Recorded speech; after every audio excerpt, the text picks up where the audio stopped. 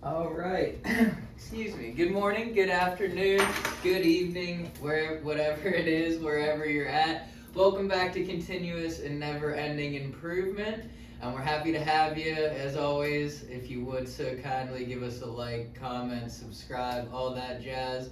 But we got a full cast today, full roster lineup. We got Miss Olivia White, Miss Samantha White, and Mr. Jalen Phillips down there. But yeah, happy to have the gang back together here. But without further ado, won't cut too long into the intro there. We're going to pass it to Sam. Go ahead and hit us with that article there. Yeah, so I found a local article from Pittsburgh Business Times. It's called When High Performers Push Back. I know we talked on a previous episode about humility, but I thought it might be cool to look at the other side of when ego comes into play in the workplace. In the article, which this is from Seton Hill University's vice president, it kind of talks about when you're a teenager and you test your parents' boundaries and things of that nature. It says your most talented employee is someone with the potential to grow, who you think may one day hold your job, or better yet, the next job above you, is suddenly acting like a bratty teenager. They may appear to sulk, are more disagreeable, disengage, and make smarky comments. Congratulations, you may be the proud supervisor of a career adolescent. But it goes through and gives really helpful tips on how to handle that. But I just wanted to, before we got into that, kind of jump into a conversation, because I know we've all experienced working with someone that might have acted like that. And on the same side of the coin, I'm sure we've had moments where we've acted like that. So I just wanted to kind of open it up in discussion and hear about any experiences, or maybe what worked or what didn't work and backfired in your experience when that comes into play with leadership. I've definitely been here for you before, personally, and training someone like this, but I feel like you kind of just have to let them do it, because it's probably not gonna work in the long run, and then they'll realize that they need your help eventually. And same thing, I've noticed when I do it, I get to a point where I'm okay, what I'm doing is not working. I'm not as special as I think I am. I need to sit back and ask for help. So I think if you just kind of throw them to the wolves, and they'll realize okay, I can't do this by myself. I feel like that's the best way. If you throw a blanket on them, then that definitely will backfire and they'll get upset with you. I feel like for me, I've been watching a lot of different stuff recently on TikTok, and that goes. But I seen Simon Sinek say it one time, but he said you meet emotion with emotion, you meet logic with logic. So he also said there's a right time to be honest, and there's a right time. I don't want to say to lie, obviously not lie, but what I'm getting at is I feel like when met with that situation, just meet with almost a more caring, don't focus on the lesson trying to learn, you know what I'm saying? But I feel like it would be, and this is, I've never done it. Of course, I've been in that role, I've been in both roles, to be fully transparent with you guys, but I'm just saying that's something that I'd be super eager to try, you know what I'm saying? Because he said when it happens, just meet them with almost you're there for them, which almost seems so duh, but when you're in the thick of things, it's really not like that, because you're really going against everything, you know what I'm saying? Because it's the grain. But that's the biggest thing I'd say is it all goes hand in hand. You cannot meet logic with emotion, because that just creates more emotion, and then for you, you're feeling it's more illogical for them, and it's just circling, Yeah, great points. Just to touch on something you guys both said. Being there for them, obviously it's dumb, but a lot of times I feel in my experience, the way I'm being there for them isn't how they need me to be there for them. It's how, in my opinion, and that's kind of where the fault comes in, when I fall short there.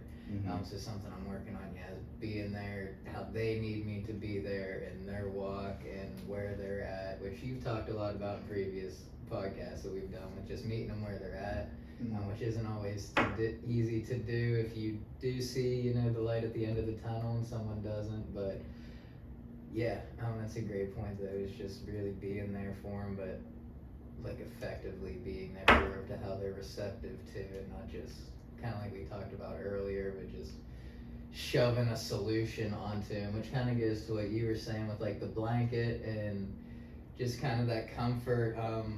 That went into what I first initially thought, because it made me think of just growing up, honestly. Like my parents, God bless them, I mean, they just have such a love, but I knew that at a very early age, and I took advantage of it in like a rebellious way for a long time. And that's obviously something I had to deal with, like through addiction and all that stuff. But yeah, long story short was that blanket, it turned into like I didn't understand what was going on because of just the substance abuse and stuff like that, which I'm curious to hear too, just in terms of like a career adolescence from your perspective. I mean, you saw hand-on when I was there. I'm curious to hear from your perspective, or firsthand, I should say, from your perspective, what that was. But yeah, I remember a lot of times, like, and being deflective, I blamed like, well, I was just too sheltered or had it too good, so I didn't know how to do this. But it's like, it's my responsibility to seek and show that I can handle that responsibility. And yeah, but there's just a lot of times where I kind of blamed that blanket for like me being where I was at, when it was just, thank God that was there, and I was able to turn around from where I was at because I had that support. But yeah, it's definitely dangerous. I'm curious to hear your thought. Don't hold back. Yeah, no. I know I was a handful. Can I add to him one real quick? I was just gonna say, the blame game, it's a dangerous game, and we can talk about it later because I don't want to hold up too much, but just like, it's so important with the emotions and whatnot. Like, you have a choice to make, and that choice is you let it fuel you or you let it move you. You know what I'm saying? And like, I'll diverge into that because I'm like having so much revelation, but I'm curious on this, and I didn't want to stop you. I just wanted to get it out real quick. Yeah, I mean, you touched on a good point, and it even goes into the first thing in this article is like if you're given almost too much like handhold, they say, and I know I struggled with that with you in the workplace sometimes, but it was good because it helped me learn a lot. And I think we talked about this last week, but it's just understanding the other person.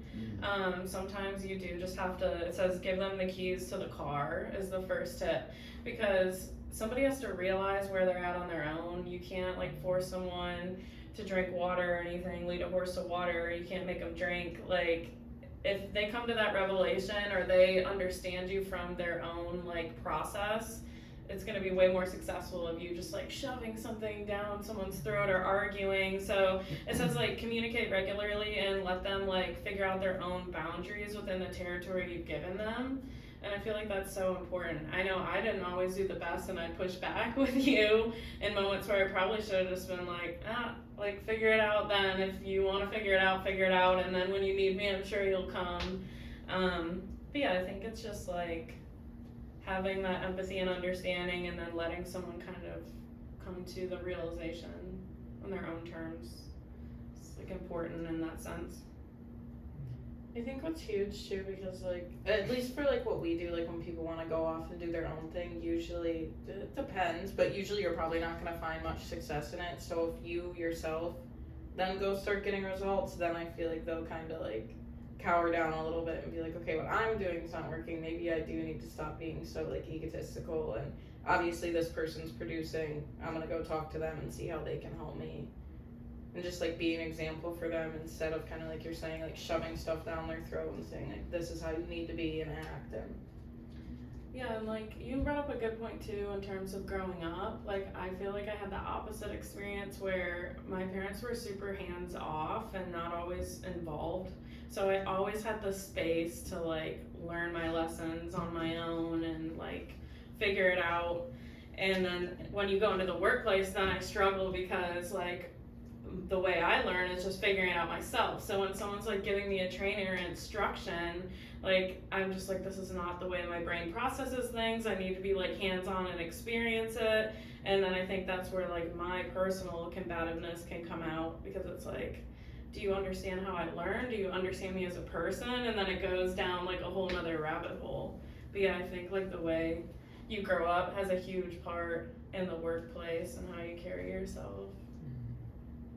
I definitely agree too, because like I will say, like I was pretty bad teenager, and like as much as like my parents like tried to attack me like literally every single week and ground me, and like I would just refuse it all, but like then I got to the point and like they still make fun of me to this day. They're just like, out of nowhere you just flipped a switch. It started acting really good and all you wanted to do was work and get your school done, and like it's kind of like you're saying, like you learn yourself. Like I got to a point where I was like, okay, as much fun as I'm having is not worth like all the repercussions that's coming with it, and I just was like, I can't do this anymore. And like similar to work, like I feel like if I do go on a streak of like unsuccess, I'm like, okay, like I've gotten to the point where I realize I need to change something. Yeah. It's funny, I don't think you were here for that episode we talked about, but you basically just explained when we were talking about like when the pain of staying the same is greater than the pain of changing is when like you change with it. You just explained it perfectly. But yeah, a question I had that popped up, and a little, maybe a little off topic, but just what do you think it is about learning? Like we all learn differently, and do you think we can essentially learn to learn differently, or is it just we're just wired that way and we all just learn the way we learn? I definitely think you can learn differently. I think it's just like anything else. You have to literally fully immerse yourself into uncomfortable way of like learning. But I think it's possible. I am one of those people. What you think. Pretty much your beliefs limit yourself. And the reason I say that is because I was someone like, hey, if I'm gonna read, I gotta do audiobooks because I can't read. I'm always what's happening. You know what I'm saying? I'm not gonna ever be able to sit down and focus. So tried audiobooks, ended up falling asleep, X, Y, and Z, and I was like, that's not gonna work. But I say it to say, I got to a point where I was like, I know reading's important. I know I can gain a lot of knowledge from reading, so I'm gonna like almost just force myself to do it. And not to say I forced myself to do it, but I have sort of developed some habits where I read and like I can actually read now and like actually pick up a book. Like I read every single night. It only might be a paragraph or so, but like I'm at least doing it to whereas if I just kept that original, I'll have to just I'll never be able to read yada yada. I'll get it from just like TikTok or something. I would have never got there. You know what I'm saying? So I really feel like it's up to you. We have that choice. But I'm curious on your guys' opinion because that's just me. Yeah, I think it depends on like what it is and how much you value it and how important it is to you, because it's all about like if you're willing to switch how you learn. If it's like if you don't find importance in it, you're gonna probably be stuck in your ways. But like something like that, if reading was really important to you, you learn to like switch your thought process. But Yeah, I think like it also comes down to the environment. Like if you have people in the environment that, I mean, even on here it says the next thing is to recognize and respect, like people that act out in that way, just like similarly to a teenager, all they want is to be respected, like more as a peer than a subordinate, and like feel that, and then they'll feel comfortable to allowing someone to teach and mold them in different ways. Same like a teenager, like they're getting to the age where they think they're an adult and they just want their parents to like respect them and recognize what they're going through. Same in the workplace, it's like you start to get some successes under your belt, you're ready to like move up, you're in this position of leadership and you're like, I just want my director or my boss to like recognize and respect what I can do. And it's like, if you have a leader that can do that, I think you're more open to different styles of learning versus if you're like, oh, this person's only like drilling down one way, so I'm very limited and we need help in that. Yeah, my thought on it was kind of all those together, because I think it's what you value, and I kind of me and Jalen were talking about reading earlier.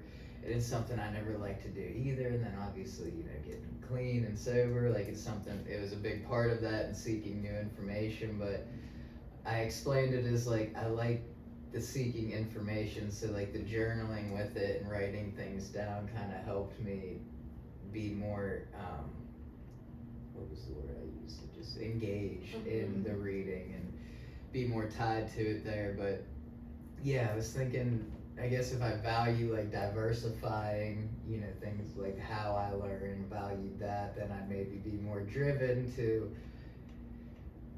enhance, the other ways that I'm able to learn. But then that led me to thinking as potentially maybe those ways could become, the best, because I was thinking maybe then you'd still always have that default way of that's your best way to learn, but I was like, possibly then the other way, since you have to be more engaged and pay more attention and, doing it, maybe those would be better ways to learn because you have to be more attentive and intentional is the word I was looking for there, on how you go about it because it's unnatural.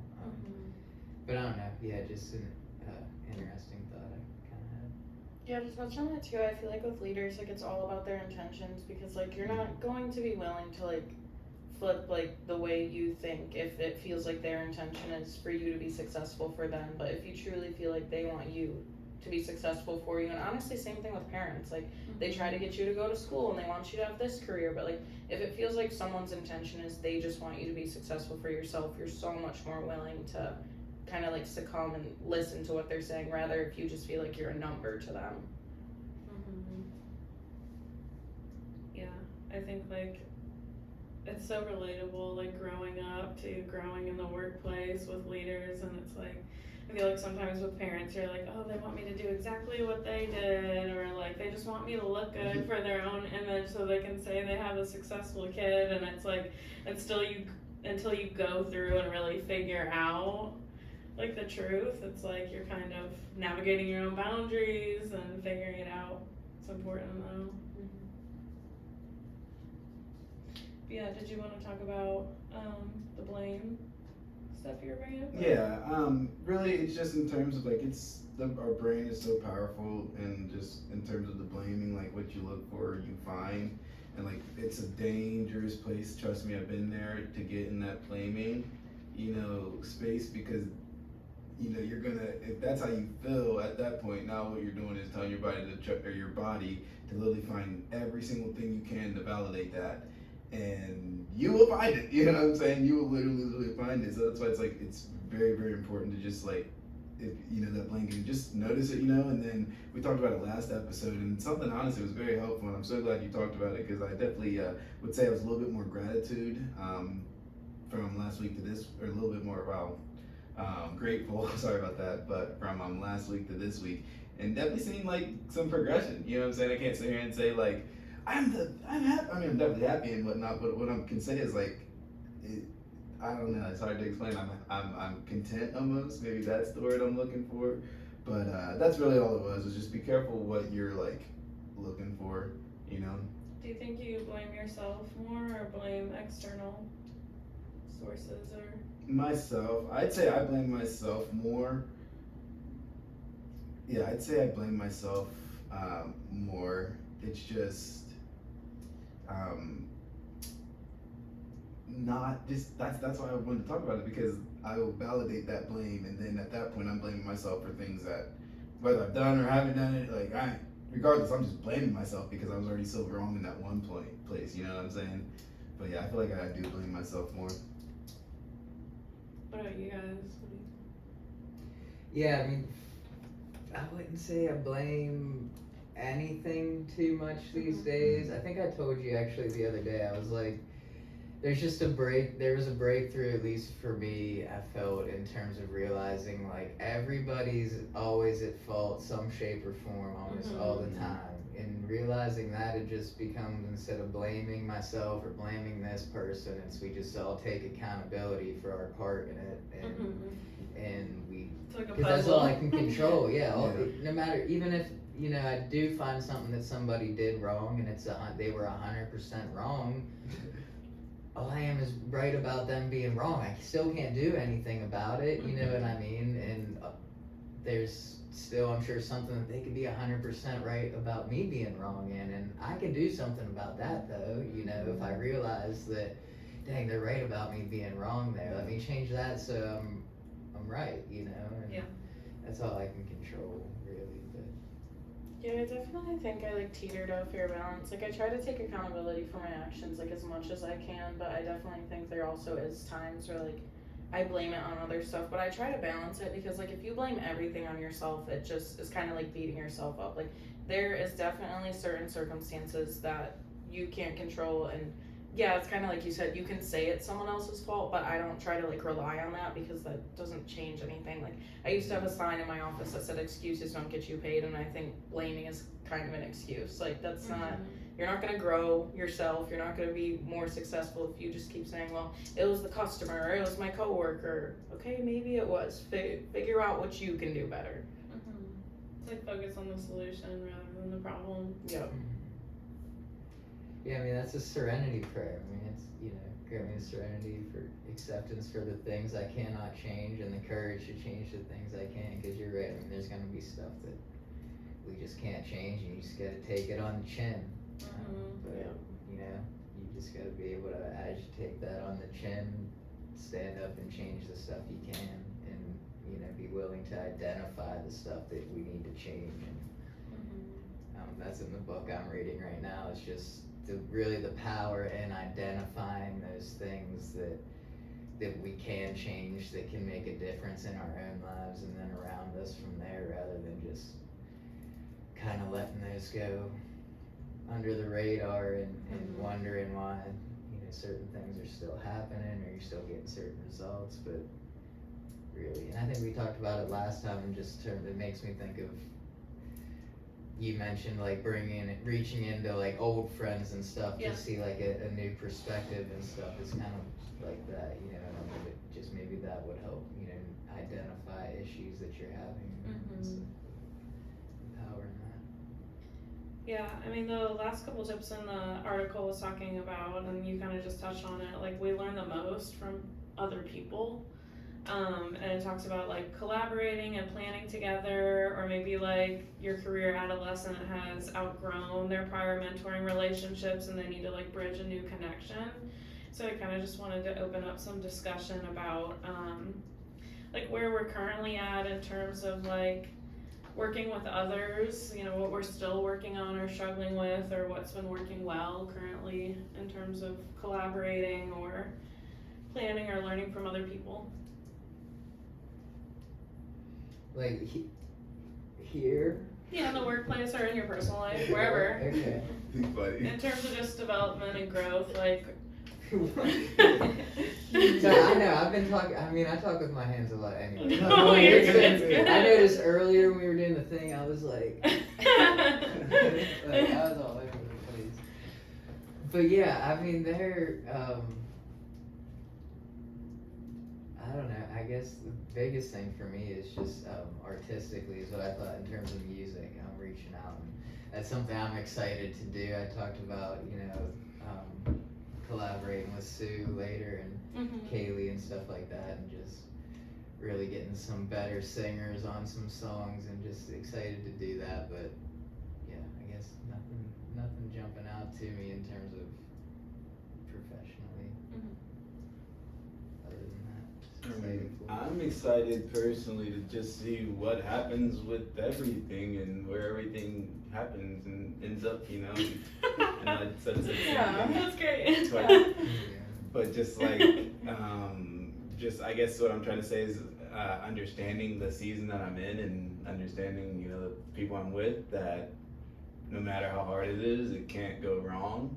So like, I think at the end of it, you know, I'm going to be fulfilled. I'm going to be at peace. I'm going to be, you know, content with whatever comes from it. So that's sort of what I'm excited about, is the journey, mainly because like you guys see it off camera, but just like some of my actions and things I'm doing like now, like recently, I'm like, and that's why it's so hard. And I was going to come back to like why I blame myself, because I'm like, why can't I control it? It's me, you know what I'm saying? And you know, ever since I'm a 0 to 100 person. They told me everything rises and falls on leadership. So at that point, I'm thinking, okay, so as long as I just focus on me, and I don't want to say control everything, but I can essentially control everything, you know what I'm saying? But yeah, that's essentially it. Not to ramble and do this, that, and other.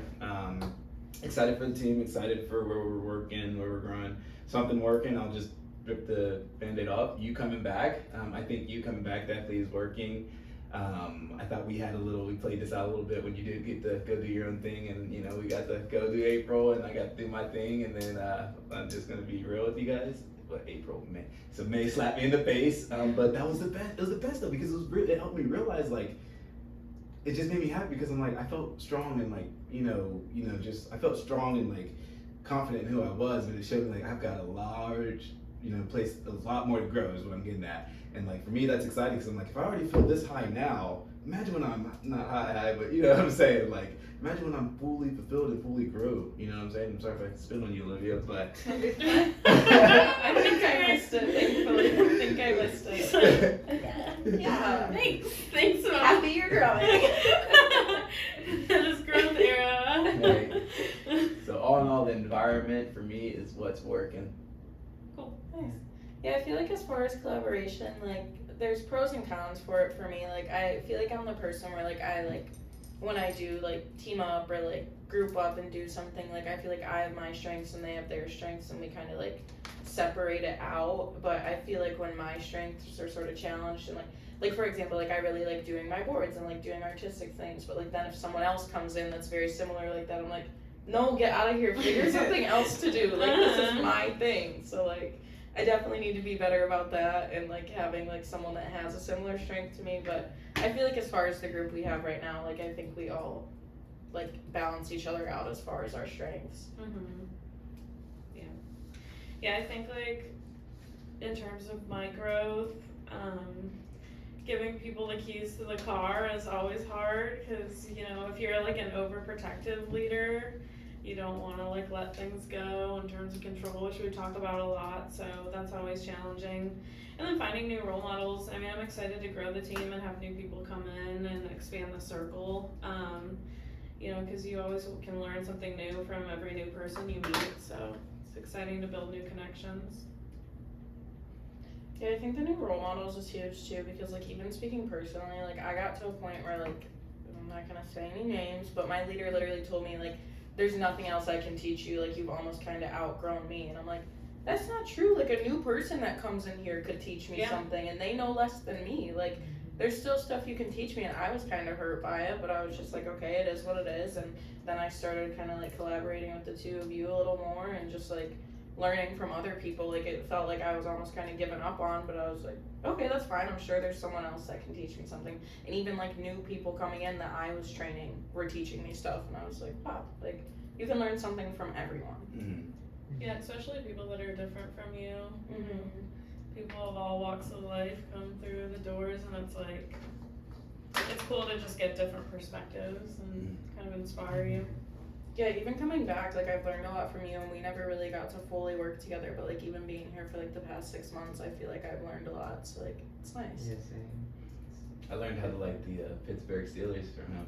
Never thought that happened. No, you're just a Yeah, bandwagon. we're gonna get you on the Michigan too. Oh, cut it. Move him to Michigan. Go Ben. Blue. Like Go Michigan. Go Blue. Go Blue! We got Ohioans watching. Stop. Yeah, tell them too. Go Blue, especially them.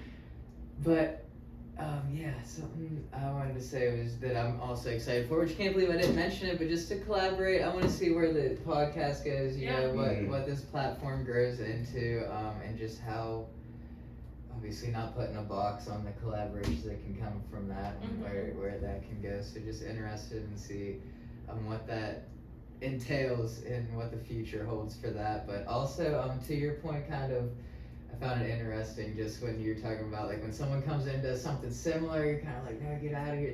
I think that's because it's like, you know, apples to apples or like apples to oranges. It's like, that's an apple and an apple. So there's like more of a competitive nature there than if someone does something completely different and you're like, okay, we can build a pretty good team here. That's like way easier to be like, okay, I can't do that. You can do that. You don't do this. I can do this, you know.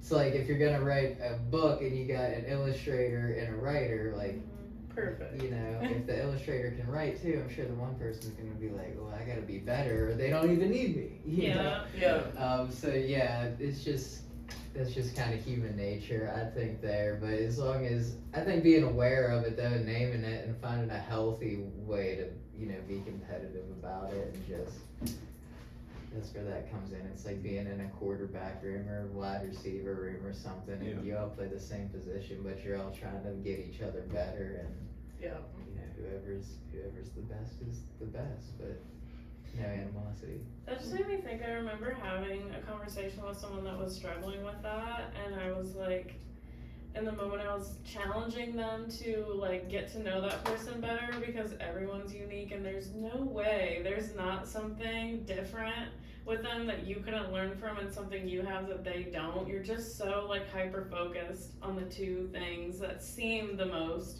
outwardly similar, but it's like, no, like stop focusing on that for a minute and just learn more about them. Like you might be shocked that you guys are probably a lot more different than you think, and it's like, I don't know, just like having a deeper connection helps with that too. Yeah. But something I wanted to say, I guess we'll go right into our next thing. I don't know if that's what we still do or not, but I read in the book and it goes, say it again? I said do whatever. Love that. Whatever.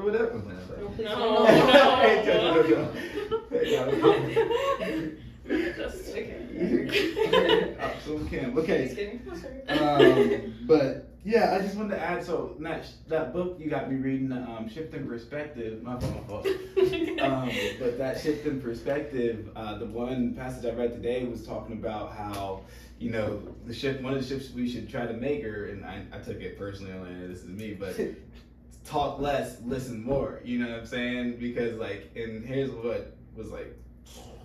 Because they say people talk, you know, obviously we talk because we want people to hear us, want to make people laugh, show people we're smart, build X, Y, and Z, you know what I'm saying? And like all of that, you're not really hearing anything about the other person, not really getting a chance to learn from the other person like you're saying. And like, I guess I resonated so much because I'm like, yeah, that's why I talk so much, because I know I'm smart. I don't want people to think I'm smart. I just have to say that I know I'm smart, but I talk so much to show you guys that I'm smart. But realistically, it literally said there, you know, people think you're smart when you're the least, or when you talk the least, and you're just listening, you know, and they'll just think you're smart there. They also, you know, appreciate you a lot more. For lack of better terms, love you a lot more. I can't remember, it doesn't say love in the book, but that just encompasses what I read in the book. You know, I'm still working on reading, but yeah, you know, so let's just all shut up and let's hear them talk and tell us what to talk about. I'm kidding. But that was just, I just thought it went hand in hand. I was like, that's crazy though. There was a passage I read the other day. I can't remember word for word, so forgive me, but it said something along the lines of, if people think you're foolish, it was like, don't prove them right by opening your mouth. You know what I mean? Like, just let them think you're foolish, however, you know what I mean? Yeah. Basically, you don't gotta prove nothing to nobody. Let them be foolish by thinking you're foolish, and just go on. You know what I mean? That's why I don't really play that much basketball, but you'll know I can whoop each and every one of y'all. And y'all. But I don't play. I don't gotta prove nothing. Yeah, right. Anyway. Yeah, no, with the talking, like, of course, like, I'm a huge talker. I love talking, like, as far as, like, conversation and, like, building relationships. But the people that, like, stand out to me the most are, like, when we're doing training and we're, like, going through, like, information and, like, you know, you've all had that person where you're, like, trying to do training and they comment on every single slide that pops up and you're like, you're gonna be a handful. But then there's that person that's just not talking and you're like, I want them. Like, they're soaking this all in. They're taking notes. They're not talking. When they talk, they're saying something relevant. It's a super good question. And you're like, oh, they're going to be good. Question. Oh, go ahead. I was gonna say, it's like when you have that conversation with somebody and like you can tell they're talking so much because they're like, anytime they are not talking, they're thinking about the next thing they're gonna say, and it's like, did you hear anything I said? So like, just say something random completely and try to throw them off, and they won't even catch it at all. Oh, yeah. 7. Yep. Dang. 7. A question I had for you, Sam, because I can't quite frankly remember. When I first came in, intern J, was I a talker? Yeah. Oh, yikes. I mean, no offense, so you definitely were like, oh, that's on me, I'm funny Jalen, cracking jokes. Hey. Like, Shout out intern gang. That's good. yeah, talking with all the other interns and anyone that would listen to you, you were talking. I mean, anyone that would listen, you were gonna talk. I had a friend though that came in. And Actually, that's sorry, not to interrupt, but that's false. Even the people that wouldn't listen, you were talking. Yikes. Okay, so the guy was I needed to read what I read today. It's like the intercom in school. Like, you're just walking in the hall, whether you want to hear it or not. It's just the principal's on the loudspeaker. Oh gosh. I love it. It kind of reminds me, like, in the home, too. Like, same to that sense. I'm sure we've all had those demos where, once again, you can't get past a single slide without them saying something. You're like, are you even retaining any of this information? You're looking for funny comments and jokes to put in. Like, please just like, sometimes like they scare me, but my favorite demos are when I go through everything and they have no questions, they make no comments. Yep. I'm like, oh my gosh, like you're really just like taking this all and soaking it in. Like, Well, I couldn't do it. I don't know how them homeowners do it. usually it's the engineers. Like The smartest 99%, ones. yes. The engineers will not say a single word to you.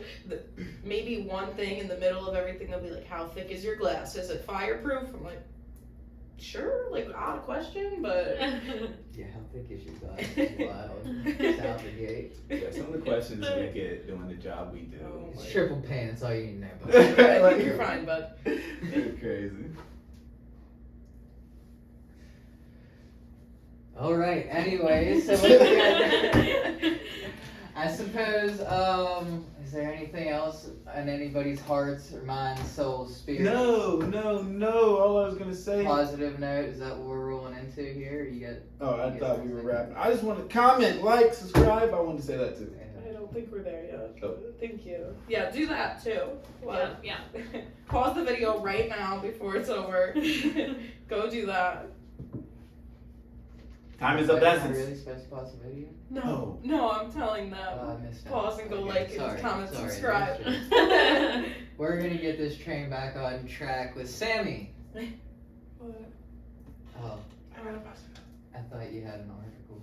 Oh no, sorry. We covered the article. It's really great if you want to read the full thing from Yeah, Pittsburgh Business Times, Leadership Trust, Jennifer Lundy, Vice President for Finance and Administration at Seton Hill University.